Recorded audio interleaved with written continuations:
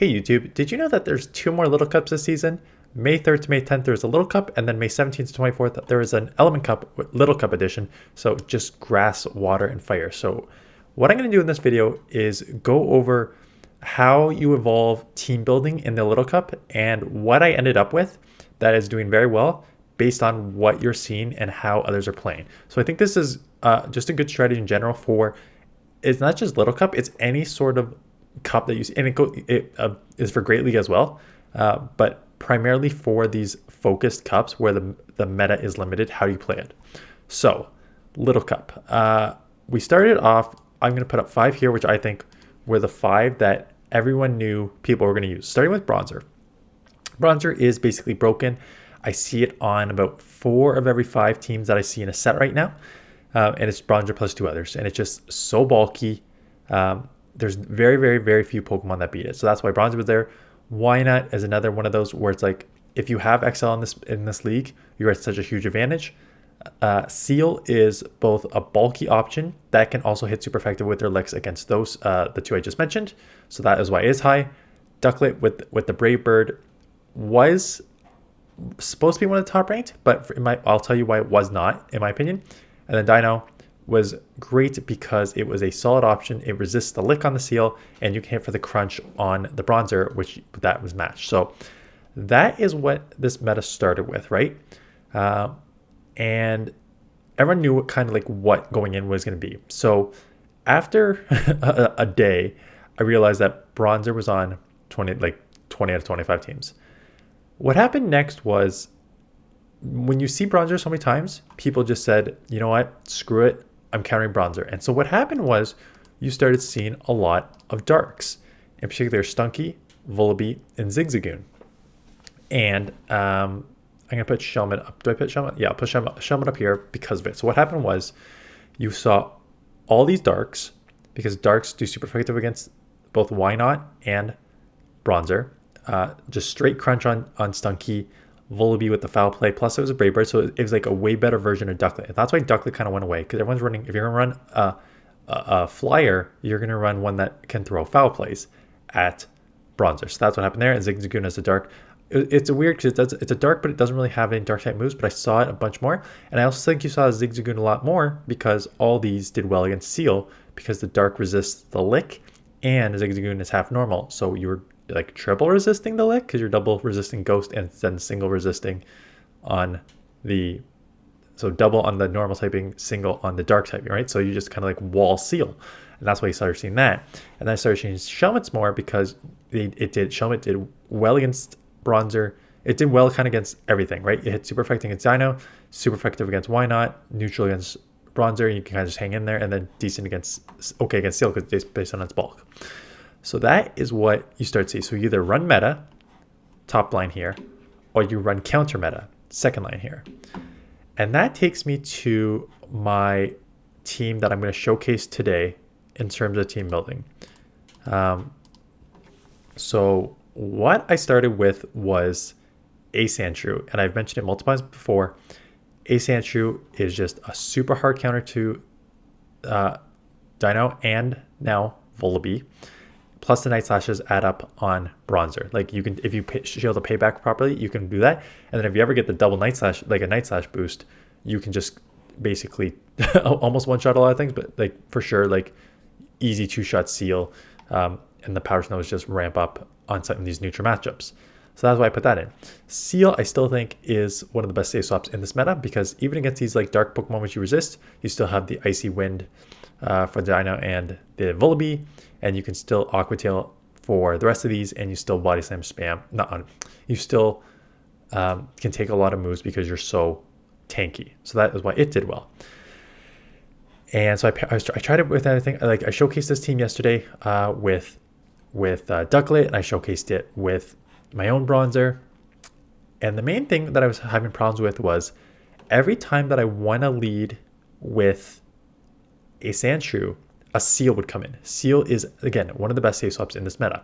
So I lead a Sandshrew, I get against Bronzor, I get against Dino, and it would come in a Sandshrew. It would come a Seal. So I'm like, so what I normally did was I chipped a Night Slash, and then I come in my own Seal, and then they'd Icy Wind me, and I'd be like at half health and like 1 or 2 Icy Winds down. So what I did was, what is the best answer to Seal in this meta that can also deal with Bronzor to a certain extent and can deal with these new darks that I'm seeing? And Chinchou came to mind because it is one of the hardest answers, is a one-shot machine for Seal. You're still going to do good chip. It's a losing matchup on Bronzor. Like, there's no way around that. But you can do good chip damage there. Plus, Volibee is everywhere now, so that's one shot to there. Plus, you'll do well in these neutral matchups, just getting off like Thunderbolt, Thundershock hurts these neutral matchups, right? So that is why I did this lineup, and that's why it worked well. So I'm going to showcase some of the battles with this team, just to show you the strengths of sort of the back line here and the teamwork here. And yeah, that'll be the end of Little Cup. But again, Little Cup is coming around again, so keep that in mind. So again, here is a great lead example. They're going to probably get out of this. Or is this one the one that stays in? So this one stays in, and I'm like, okay, you're probably double weak to it. I could throw Night Slash. I don't think it's enough, so I've played this matchup enough before. Just shield once, farm down, come out with multiple Night Slashes, right? And they come in Shelmet. So I'm like, yeah, if they're staying with Dino, they're probably weak. And Shelmet, again, doesn't really have anything to throw. And this is where just like ramp up time, right? Like one Night Slash, two Night Slash is going to put them really low. If they don't shield, they have to shield. I'm going to get another move off here. No, I guess I don't.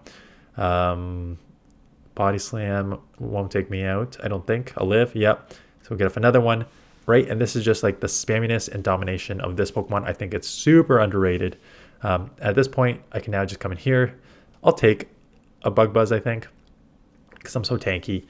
And I'll come out with some energy, so this will be great. And then it'll just come down to what's in the back. They come in here, I'm like, you know what, Aqua Tail, I've already done enough damage. Aqua Tail's good enough to take this out, I think. And they shield, and I'm like, okay, if you're shielding, you're probably weak in the back to Seal to a certain extent, but I'm like, you know what, that's okay at this point. Chinchou, again, if it's a Bronzor, it's gonna be sucking a little bit, but I can still get a bunch of moves off here. And it's a Volibee, right? So they didn't want to take the Icy Wind from my Seal. They are now taking is it Thunderbolt or Thundershock? Thunderbolt from a Chinchou. Oh, that's a one shot, and there goodbye Shelmet. So terrible lead here, and this is why I actually like pairing it with these two, because these two cover the fire weakness very well. They're staying in and getting off a Body Slam. I don't want to take a Body Slam from a Shadow Vulpix, so I'm going to shield here. And they come in their own Seal, and this is kind of what I expected, right? Seal is a safe swap on a lot of teams, so I am unfortunately switch locked right now. They are going to get a move off, which is and so again, not much I can do. But at this point, I'm either going to try and save this, or I'm going to take this low enough and just come in Chinchou and then start farming a ton. So they end up shielding, and I'm like, you know what, I can bank a move before I get taken out, and I think that Aqua Tail is going to be useful later. So I didn't quite get there, but I banked the move. Everything's resisted here, so I don't need to worry about that. Full farm. Out comes a Cottony, so not great. But Cottony, once Charm got nerfed, is not as strong. So I can lower their attack once. I can lower it twice, just because I can then come in with Seal. Not need to worry about... I'm going to go for the Thunderbolt probably. Yeah, just because I only have one move left. I might as well just do as much chip damage as I can here. Now it's 2 times lowered, and I'm still a Steel, right? So I don't need to respect any of the Grass type charge moves here. And I know that they're going to come in after here, so with their Vulpix, so I'm just farming up a bunch. I'm going to get to a Night Slash, which is great. Looks like they got 2 Embers there, so I'm probably going to be taken out because I'm double weak to fire. But I can snipe here, so I end up sniping with this. Take that out, and now I can just lick down the Seal. So bad lead, still managed to like work around there. Seal here, I actually may come straight. Yeah, I'm coming straight here. Again, there's not a ton of just like super hard punish answers here. Bronzor is your sort of toughest. So they farmed up a bit and took me out here, which is fine. But like lower their attack. And these Thunderbolts will add up, right? So again, it still probably takes like 3, and there's not much you can do about it. Like it's Bronzor, right? But as an option for between the bulb beams, and I lowered their attack, so I don't think I was about to say, and I shield the payback too. So this is actually getting into an okay situation because now I can start thunderbolting, and they're gonna have to start respecting these, or else I'm gonna put them pretty low. And now they're within bubble beam range. I may try and save it. Yeah, I'm gonna save it. Just go look down. Know that I've already lowered their attack. Seal again is such a great safe swap. Take the lower payback. That's fine. Out comes their own seal. And this matchup's, again, neutral, just throwing icy winds at each other, licking each other down, which is fine. I'm going to chip this as much as I can. And then we'll see where I go from here after this. I'm assuming back into the chinchou because it's got enough health. Maybe full farm down. We'll see what I do here. Just get an Aqua Tail off here. And I think they misplay. I remember seeing P-tie here. And I'm like, why are they... I guess they don't want the chip damage unnecessarily. So they tried to throw, but we end up seeing P-tie, which is great because now they dump their energy. And I can come in here, probably chinchou, and just go full farm. Even if they get off an Aqua Tail, it's resisted. Come out with some energy here.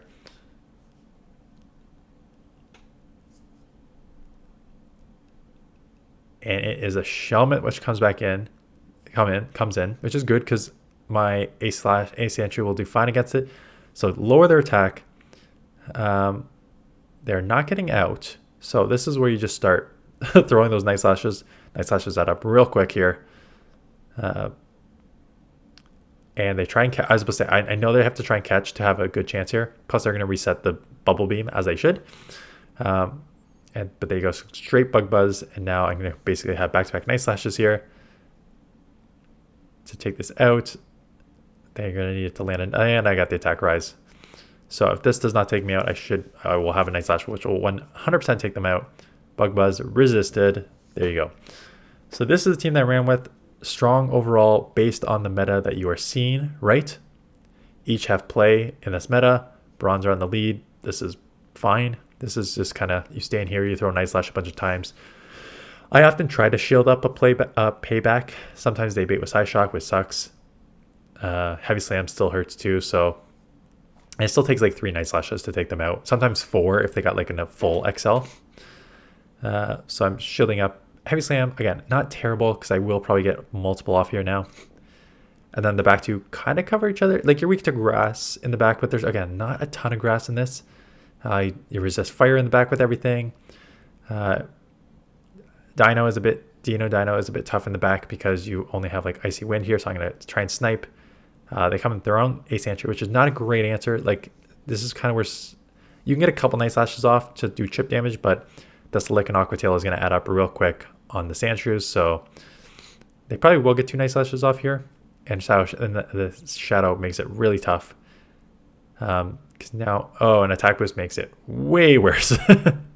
So at this point, I'm like, okay, I'm just going to go down here. I know that they're dry on energy now, because they just went back to back here. So I figured I have an energy advantage here, and I know that a Night Slash is going to take them out from this range. And I know that they're going to want to shield this too, because they're boosted. Why would you not want to shield if you're boosted? And they threw right away. So at this point, I'm like, you know what? Powder Snows aren't going to do anything, boosted or not. I know they're going to get to another Night Slash, so I'm just going to shield and farm.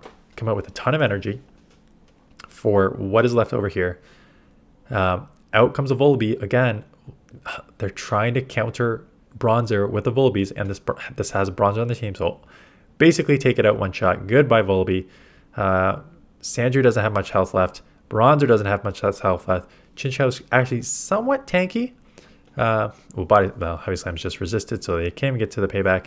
And I just farmed down. So that is how I adjust to the meta that I'm seeing. You either go meta, you go counter meta, or you go counter, or you do some sort of combo. So I have seen teams with like Seal, Bronzor, like Volibee or Stunky, right? You just kind of run like a couple meta with like one of the counters, or so yeah, you can play it various ways. I honestly prefer either going counter meta or countering the counters, and I've made a I've done this many times with like A Ninetales. I ran constantly in not A Ninetales, Kanto Ninetales. I ran constantly in Great League because it was the best underrated pick for Registeel and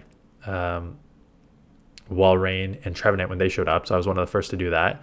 And I'm one of the first right now to run Togedemaru, because I think Togedemaru is a great option because you beat Lantern, you destroy Noctowl, and you can kind of hang in the middle sort of matchups there. You get destroyed by like fighting stuff, but like it's a nice under the radar pick.